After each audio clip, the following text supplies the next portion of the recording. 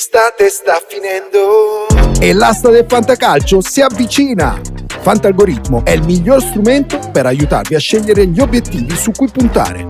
Da oggi è possibile iscriversi a una nuova lega di fantacalcio a premi pensata proprio per i tifosi del Milan. In palio ogni settimana una maglia del Milan, oltre a tantissimi prodotti Apple per la classifica finale. Cosa aspetti? Trovi il link d'accesso in descrizione e sulle storie Instagram di Radio Rossonera. Il costo di iscrizione è di soli 20 euro, ma in più otterrai tutte le statistiche e le funzioni premium di Fantalgoritmo.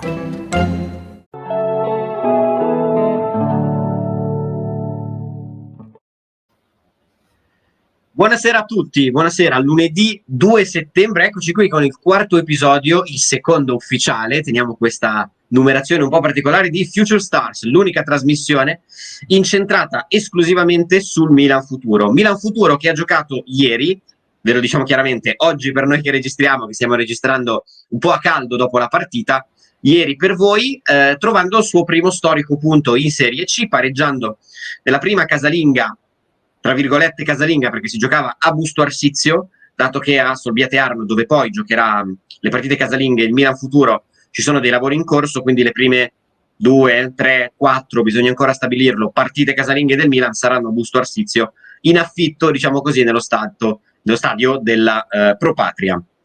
Primo punto, abbiamo detto, nella sfida contro il Carpi, 1-1, gol di Francesco Camarda, un punto guadagnato, 2 punti persi, ne parleremo ovviamente sempre in mia compagnia, un saluto da parte mia, e anche di William Cherry. Ciao Will. Buonasera Giacomo, buonasera a tutti i nostri telespettatori.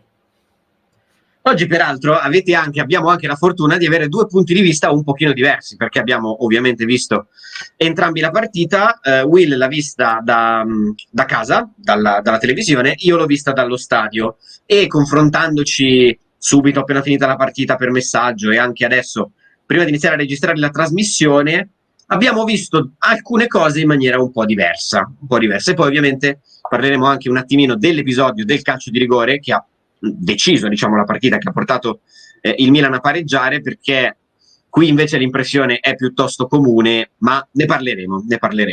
Partiamo come al solito dalla formazione sempre grosso modo quella. Bonera opta e punta sulla continuità, un solo cambio rispetto alle ultime uscite, ovvero quello di Ozic al posto di Liberali tenuto in panchina, lo ha spiegato Bonera poi in conferenza stampa, proprio per un discorso di scelta tecnica. Non c'erano problemi fisici, non era ovviamente nulla di punitivo o cose del genere, però visto il momento attuale della prima squadra sempre meglio specificarlo. È stata semplicemente una scelta tecnica. Ozic, che ha giocato i primi 45 minuti della partita, ha esordito con il Milan Futuro, è stato poi sostituito all'intervallo. È stata una partita di esordi, direi, perché Ozic ha esordito dal primo minuto, ma poi hanno avuto modo di esordire anche due nuovi acquisti. Fall, che era arrivato già da un pochino ma non stava bene, rientrava da un infortunio, ora ha recuperato e ha giocato un tempo, e soprattutto Voss, che era probabilmente il giocatore da seguire, da vedere con più interesse, sia oggi per noi appassionati di calcio giovanile, ma anche per gli appassionati di prima squadra. Will, come commenti questa formazione e i cambi? Allora, sono stato abbastanza sorpreso dal vedere Ozic più avanzato di Zeroli inizialmente. Ero convinto che Ozic potesse giocare più da mediano e Zeroli più da trequartista.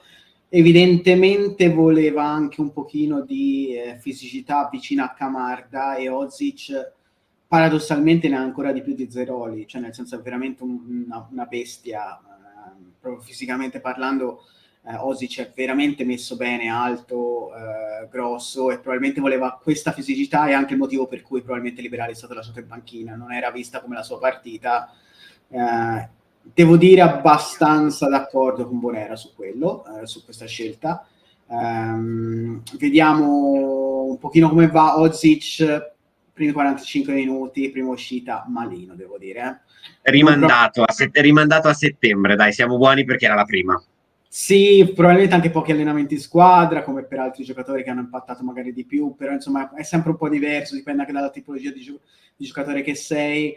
Non ha pagato Ozic, molto probabilmente avrebbe pagato il giocatore che è entrato nel secondo tempo al suo posto.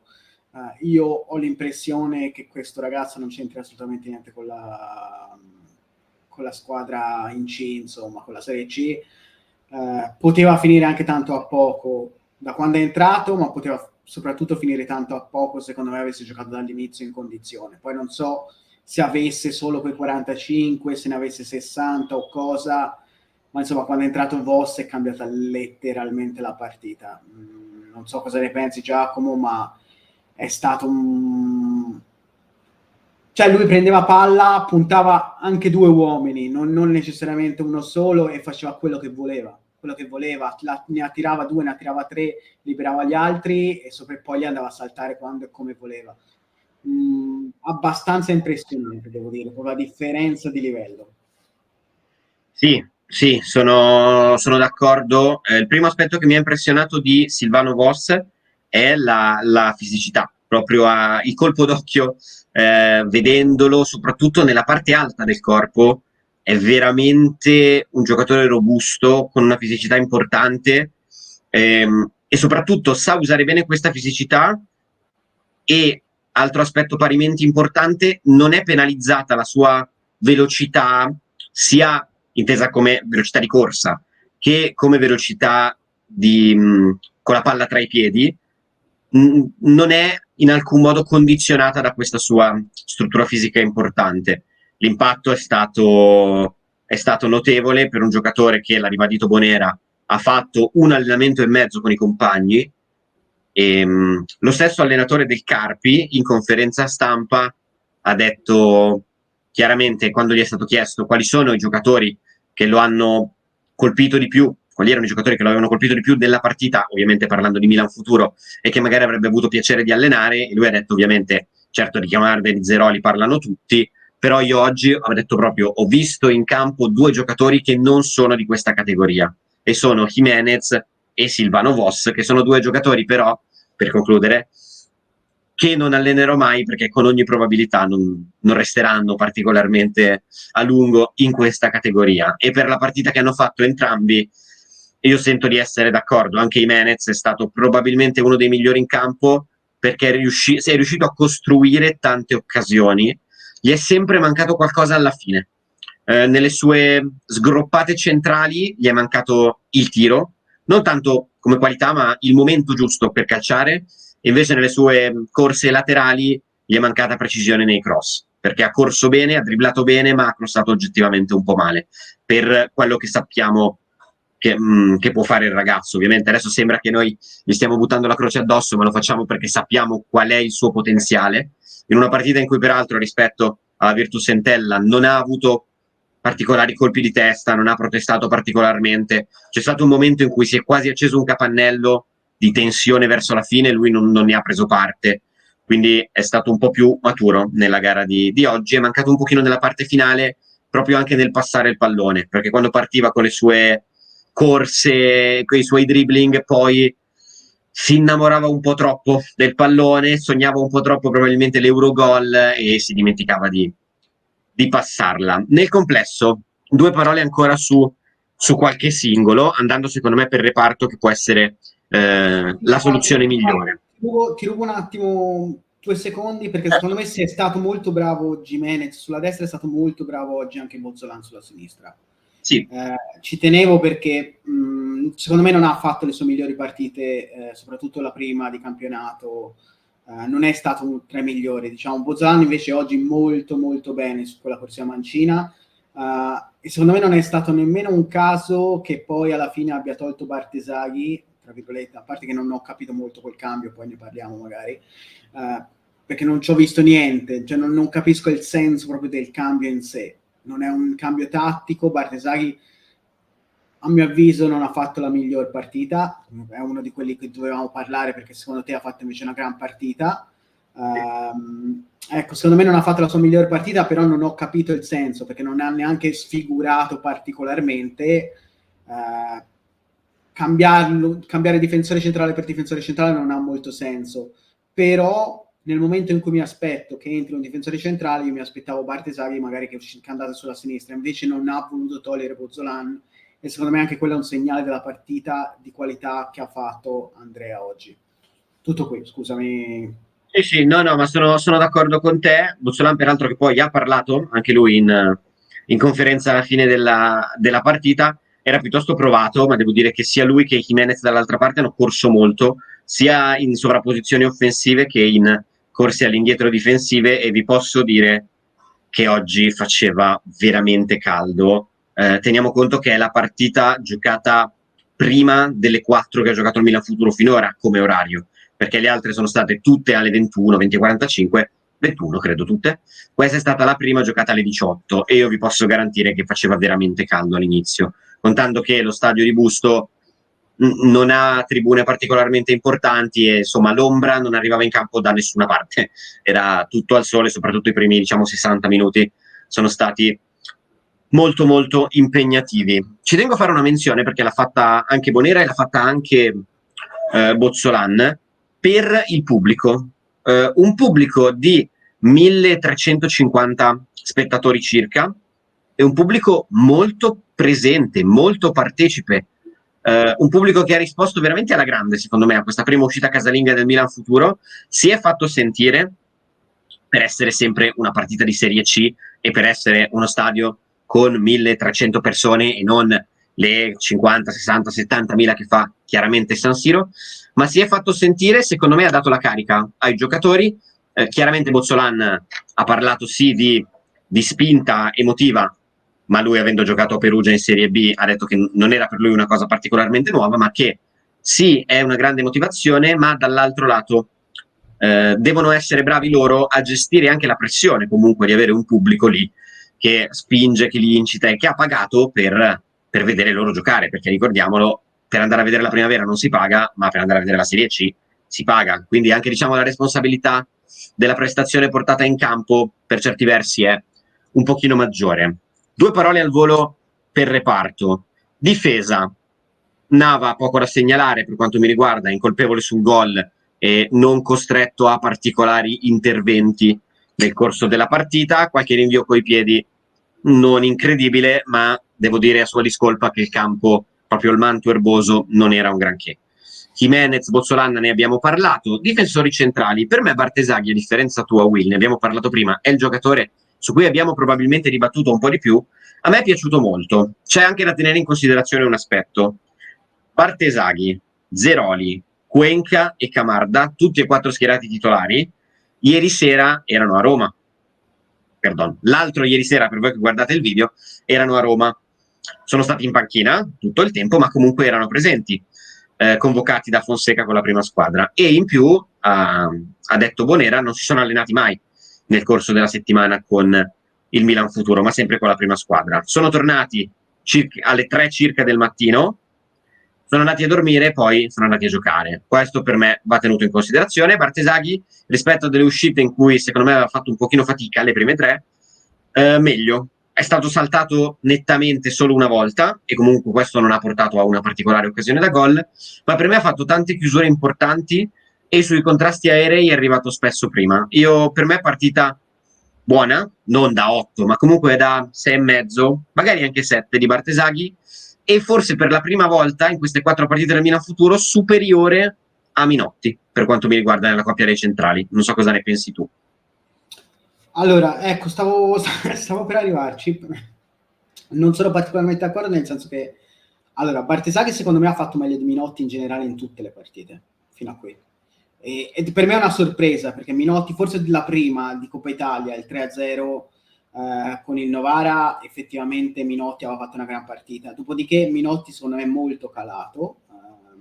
Non ho potuto vedere ovviamente i 16esimi di Coppa Italia, ho visto la prima partita del campionato. Secondo me ha fatto meglio Bartesaghi nella prima uscita di campionato, però a livello di coppia non hanno fatto male, a parte quell'errore. Oggi a me mi sono piaciuti molto meno i centrali, lo dico proprio senza mezzi termini. Bartesaghi leggermente meglio, ma secondo me malino entrambi. Perché? Perché secondo me non hanno dato una sicurezza, soprattutto a livello di uscita anche palla. Molto spesso ci si è affidati appunto ai terzini, che hanno fatto invece molto bene. Non ho visto delle anche preventive molto solide. Abbiamo preso l'ennesimo gol su palla inattiva, purtroppo è un problema, c'è poco da girarci È un intorno. problema, sì. C'è poco da girarci intorno. Minotti in quel caso ha saltato con il marcatore, però non era di Minotti quell'uomo lì, e io non ho capito bene di chi è, sarebbe da andare a indagare un pochino, perché Minotti cambia uomo nel momento in cui lo vede solo e lo vede che la palla sta arrivando in quella direzione, prova a dargli un'ultima spinta in maniera da salvare Paracca e Burattini, ma era tardi e non so cosa sia successo, chi abbia perso la marcatura. Sospetto, ed è solo un sospetto, questo sarebbe da verificare, che fosse l'uomo di Bartesaghi. Questo non te lo so confermare perché cioè, senza neanche un replay dallo stadio è stato proprio impossibile capire cosa è successo nella Ho visto dinamica. letteralmente 2 replay, quindi non voglio addossare la Sì, croce. sì, certo, è difficile. Ma poi sul corner, sui piazzati in generale, è sempre difficile perché chiaramente squadre più esperte come tutte, fondamentalmente le avversarie del Milan Futuro in Serie C, fanno anche i blocchi, che costringono i difensori a cambiare un pochino magari il loro uomo. È sempre difficile e lo stiamo un pochino pagando. Io penso che di partita in partita questo fondamentale possa e debba migliorare. Sul centrocampo non mi soffermerei molto. Zeroli, nulla di incredibile, molta leadership, posso dirvi dallo stadio, da capitano anche però un pochino di nervosismo a un certo punto. Sì, Diciamo che quando si è Zeroli creato questo continua mondo ad essere capannello è stato lui un po' in mezzo. Sì, Zeroli continua ad essere molto migliore quando ha campo davanti, cioè quando gli tolgono il trequartista da davanti, in generale, anche sia 2 o che sia 3 o che sia lui il trequartista, non importa molto, importa che non abbia traffico. Quando ha il traffico del Liberali o del Ozic del primo tempo fa fatica.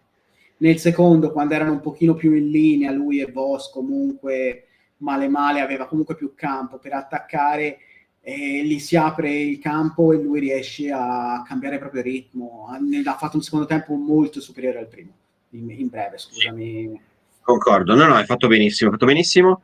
Sandri, nulla di particolare da segnalare, un'altra partita molto ordinata, secondo me è in questo momento, è già diventato, nonostante fosse quello, uno dei due, assieme a Minotti, dei titolarissimi, che non conosceva il gruppo, perché è un acquisto sul mercato, ma in questo momento forse è o comunque uno dei giocatori imprescindibili di questa squadra. Ozic ne abbiamo già parlato, secondo me non c'è molto da aggiungere. Di Camarda, in brevissimo, una partita onesta, sta crescendo, ha un modo di giocare, lo sappiamo, l'abbiamo sempre detto, molto fisico, e chiaramente parliamo di un ragazzo di 16 anni che va a lottare contro dei difensori professionisti, dei difensori spesse volte adulti, ben piazzati fisicamente, insomma non è sempre facile. Oggi sicuramente non una partita negativa, non ha brillato, è un giocatore un pochino umorale, anche per colpa dell'età, lo sappiamo, e nel primo tempo, dopo qualche errore, si è un po' opacizzato. Il rigore, lui ormai l'abbiamo imparato, un buon rigorista, rigore freddo, rigore che vale l'1-1, rigore che lo definiamo generoso, Will? Io oserei definirlo inesistente, francamente, però dovrei rivederlo un pochino meglio. Siamo a caldo, l'abbiamo visto ancora poche volte, sia la partita che gli highlights, quindi insomma la partita una volta sola, gli highlights ovviamente poco.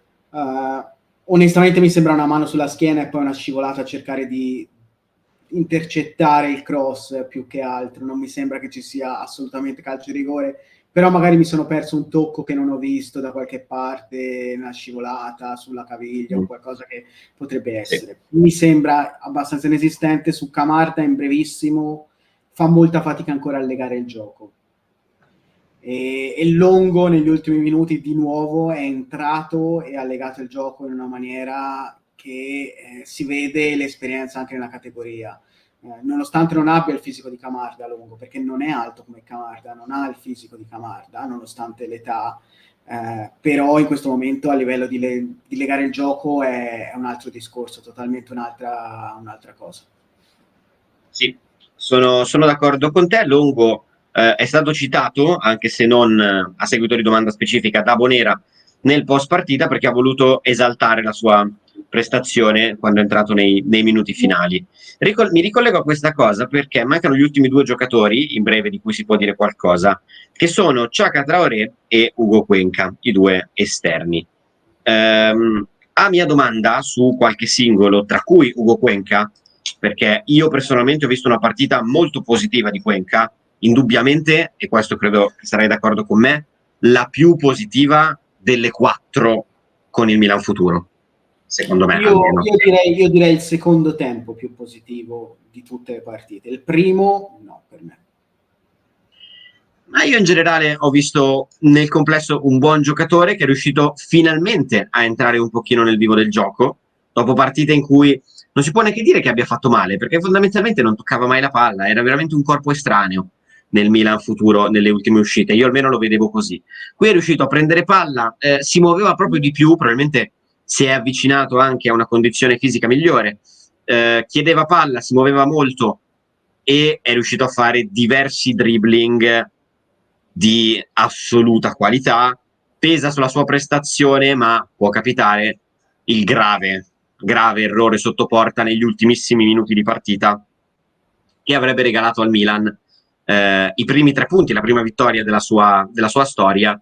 Non è riuscito a buttarla dentro, questo per quanto mi riguarda anche a seguito delle prime uscite piuttosto difficili e del fatto che meno di 24 ore prima era in panchina a Roma, comunque non toglie nulla alla sua prestazione. Discorso per quanto mi riguarda opposto per Chaka Traoré, che invece dopo aver dimostrato di essere un giocatore, come abbiamo detto già per altri profili, fuori categoria contro il Novara, nel momento in cui si è acceso non c'è stata più partita per i difensori del Novara.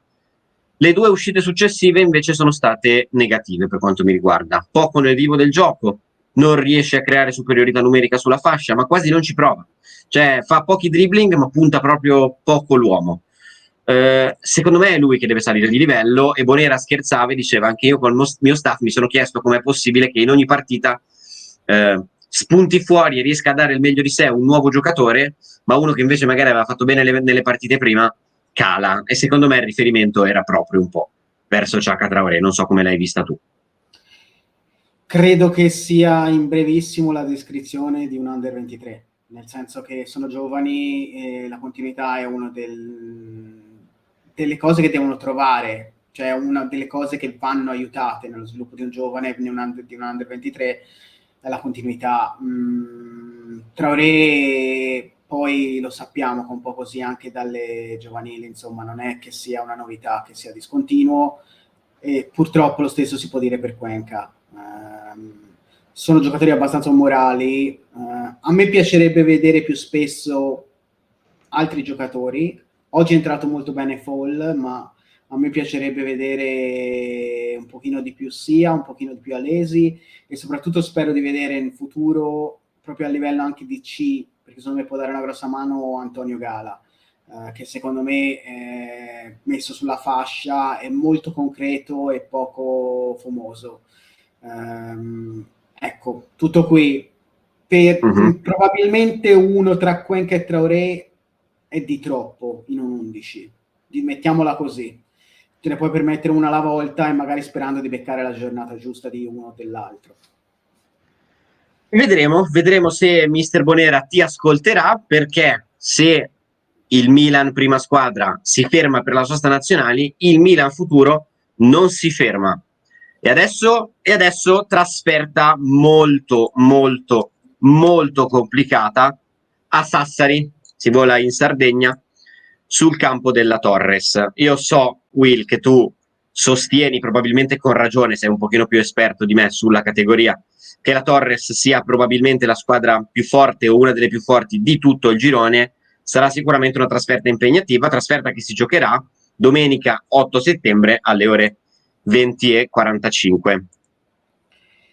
Sì, non dico che sia la favoritissima, ma è sicuramente una delle 2 o 3 favorite alla vittoria del girone, diretta. Una l'abbiamo già incontrata, molto probabilmente, che è l'Entella, un'altra è la Torres.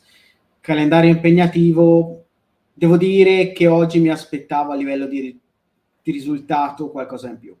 Per me è un bicchiere mezzo vuoto, l'abbiamo visto nel secondo tempo che c'è una differenza, abbiamo rischiato poco o niente tutta la partita. Si poteva portare a casa, probabilmente si doveva portare a casa perché c'era un divario tecnico importante, e anche il problema di atterrare in un nuovo campionato come la C. Oggi faccio una battuta un po' cattiva sul Carpi, a volte abbiamo incontrato un po' anche la D, nel senso che certe scene erano anche abbastanza poco edificanti e molto più da D che da C, nel senso che sono rotolati in terra un paio di volte in maniera abbastanza... Sì, il pubblico li ha ampiamente beccati e devo dire che l'arbitro anche un paio di volte gli ha platealmente detto di smetterla, diciamo così. Will, siamo andati lunghi anche oggi, ma ormai fa parte proprio del bello di Future Stars. Io ti saluto e ti ringrazio, ci vediamo lunedì prossimo. Grazie a te Giacomo, grazie a tutti. Un saluto anche da parte mia, vi ricordo, lasciate like, commentate, fateci sapere cosa ne pensate, come avete visto questa partita, come avete visto l'esordio soprattutto di Silvano Vos, che ci interessa molto, e iscrivetevi soprattutto al canale, attivate la campanella così non vi perderete nemmeno una trasmissione di Radio Rossonera. Future Stars torna lunedì prossimo dopo la trasferta del Milan Futuro sul campo della Torres. Un saluto, alla prossima! L'estate sta finendo E l'asta del fantacalcio si avvicina! Fantalgoritmo è il miglior strumento per aiutarvi a scegliere gli obiettivi su cui puntare. Da oggi è possibile iscriversi a una nuova lega di fantacalcio a premi pensata proprio per i tifosi del Milan. In palio ogni settimana una maglia del Milan, oltre a tantissimi prodotti Apple per la classifica finale. Cosa aspetti? Trovi il link d'accesso in descrizione e sulle storie Instagram di Radio Rossonera. Il costo di iscrizione è di soli €20, ma in più otterrai tutte le statistiche e le funzioni premium di Fantalgoritmo.